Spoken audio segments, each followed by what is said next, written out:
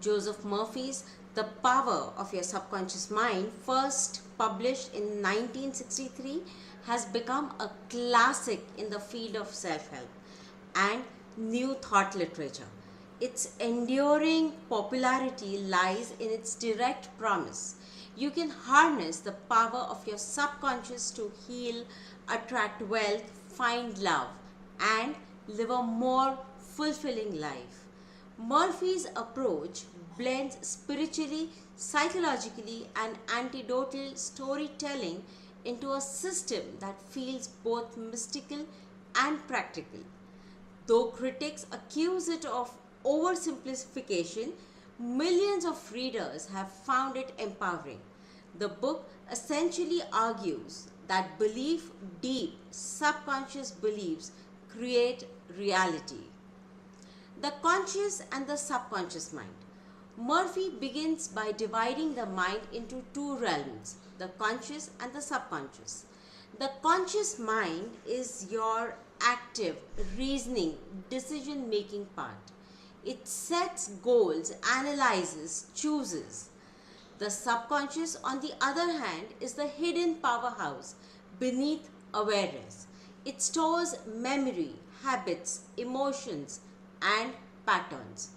It cannot reason in the way the conscious mind can. Instead, it accepts what the conscious mind repeatedly feeds it. Like a fertile soil, the subconscious brings forth whatever seeds are planted, whether those seeds are positive or negative. This distinction is the backbone of Murphy's philosophy. People fail to change their lives because they attempt to use the willpower at the conscious level without addressing the deeper subconscious programming. Real change happens only when new beliefs sink below the surface and become automatic. In modern times, it's the difference between knowing you shouldn't eat junk food and genuinely no longer craving junk food because your subconscious associations have changed. The subconscious as a servant. Murphy insists the subconscious is neutral, not moral. It does not judge whether your thoughts are helpful or harmful. It simply accepts repeated impressions as truth. If you constantly tell yourselves, I never get a break, your subconscious will orchestra conditions that reinforce that belief. If you repeat, everything works out for me, your subconscious will align circumstances to match. This isn't magic in the supernatural sense. It's a combination of psychological conditioning and what Murphy frames as universal spiritual law. He often quotes scriptures to give the system moral authority, arguing that biblical verses about faith and prayer are really coded instructions for the subconscious programming. Faith and belief. At the center of Murphy's system is faith, not necessarily religious faith, but deep conviction. When the conscious mind impresses an idea onto the subconscious with complete belief, the subconscious accepts it as reality and sets processes in motion to manifest it. Murphy cites countless examples: patients who healed after believing in a sugar pill, the placebo effect, individuals who escaped poverty by affirming abundance, or people who found love by visualizing companionship. The key ingredient in each case was belief so strong it bypassed doubt. Murphy repeats this idea endlessly. What you believe, you create. The subconscious is like a movie screen that projects whatever film you load into it. Unfortunately, most people load negative reels, fear, doubt, resentment, and then wonder why their lives resemble horror stories. The techniques for reprogramming the subconscious. The book offers practical methods for impressing new beliefs onto the subconscious. These include affirmations, repeating positive statements with feelings until the subconscious accepts them. For example, I am healthy, strong, and full of energy. Murphy insists that affirmations only work when imbued with conviction, not when mumbled mechanically. Visualizations, creating vivid mental images of the desired outcome. The subconscious responds powerfully to imagery. So, if you imagine yourselves confidently giving a speech, your subconscious begins rehearsing that reality. Third is prayer. Murphy reframes prayer as focused thought. Effective prayer is not begging an external God but impressing the subconscious with faith filled images of what you desire. Autosuggestions before sleep. The moments before sleep are especially potent because the conscious mind relaxes and the subconscious becomes more receptive. Repeating affirmations or visualizations at night plants seeds that grow while you rest. Fifth one is letting go. After impressing the subconscious, one must release anxiety about the outcome. Worry signals doubt, which sabotages the suggestion. Confidence and calm trust accelerate manifestation. Health and healing. A large section of the book discusses health. Murphy believed the subconscious could influence the body's natural healing powers. He shares stories of patients who overcame illness by affirming health, visualizing vibrant organs, or trusting in divine healing power. He stresses that fear of disease often produces disease, while faith in health produces healing. This idea parallels what modern medicine calls the placebo and nocebo effects. The body responds to beliefs. Murphy's interpretation is more expansive, suggesting that even chronic or terminal illness can be reversed by subconscious reprogramming. Critics see this as dangerous optimism, but Murphy frames it as spiritual law. As you think in your heart, so are you. Wealth and success. Another key application is prosperity. Murphy argues that poverty often stems not from external conditions but from the subconscious beliefs about money. If you grew up hearing money is the root of all evil, your subconscious may repel wealth to believe rich people are greedy. You may unconsciously avoid prosperity. The cure is to replace limiting beliefs with affirmations like, money is God's idea. It flows to me freely, joyously, and endlessly. Visualization also plays a role.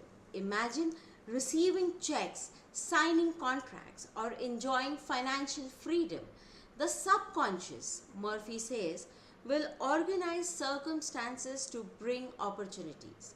More importantly, your own actions shift. When you believe in abundance, you notice possibilities you previously ignored. Relationships and love. The subconscious also shapes relationships. If you believe no one will ever love me, you will unconsciously sabotage connections to prove yourself right. If you affirm, I attract loving, kind, supportive people, your subconscious guides you towards those individuals. Murphy recounts stories of people who used affirmations to reconcile marriages, find ideal partners, or dissolve toxic bonds. Again, faith is crucial. Doubting your worthiness keeps you stuck. Believing in your inherent value shifts your energy and behavior. Murphy often points to the biblical phrase, Love your neighbor as yourself, emphasizing that self love is the root of all healthy relationships. The subconscious and sleep. Murphy highlights sleep as a doorway to the subconscious. At night, conscious resistance fades, making the subconscious fertile ground for new ideas. He encourages readers to end each day by affirming positive outcomes rather than replaying worries. Going to sleep with thoughts of gratitude, abundance, or healing plant those seeds for the subconscious to nurture overnight. The practical advice is simple: never fall asleep rehearsing fears, end the day rehearsing faith. Universal law and divine order. Though grounded in psychology, Murphy consistently frames his teachings within a spiritual worldview. He equates the subconscious with the inner God, the divine presence within each person. When you align your conscious suggestions with faith in this divine power, miracles occur. He quotes scripture liberally. Phrases like "according to your faith, be it unto you" are interpreted as instructions for subconscious alignment. This gives the book an almost sermon like quality. Murphy insists that the law he describes are universal, impartial, and infallible. Just as gravity doesn't care who you are, the subconscious mind responds to beliefs without judgment. This framing provides comfort. You don't need luck, genius, or connections. You need conviction. Stories and example. One of the most engaging and sometimes repetitive aspects of the book is Murphy's use of stories. He recounts case after case: a man who visualized receiving a promotion and did, a woman who overcame infertility by affirming pregnancy, a salesman who repeated "I am prosperous" until his commissions soared. Some stories sound possible, others verge on the fantastic. But Murphy's point is not empirical proof, it is persuasion. The stories serve as evidence that subconscious programming works across domains.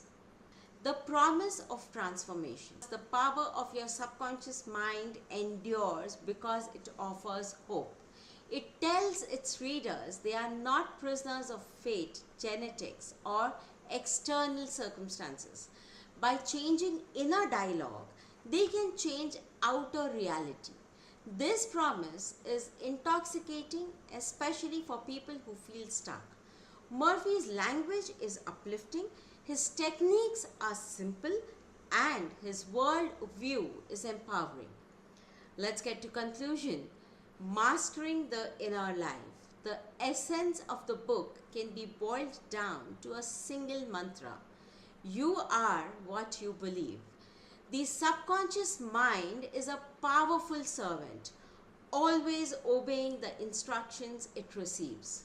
If you feed it fear, it will manifest obstacles. If you feed it with faith, it will manifest opportunities. The choice is yours. Murphy's call is to take responsibility for your inner life. Guard your thoughts as carefully as you guard your health or finances. Replace complaints with affirmations, doubts with vision, fears with faith. By doing so, you rewrite the script your subconscious is projecting onto the screen of reality. Ultimately, Murphy insists this is not about selfish gain, but about aligning with universal law, with divine order. When your subconscious is filled with love, gratitude, and faith, you not only transform your life, you contribute to a world where more people live from wholeness rather than fear. That, he suggests, is the true power of your subconscious mind.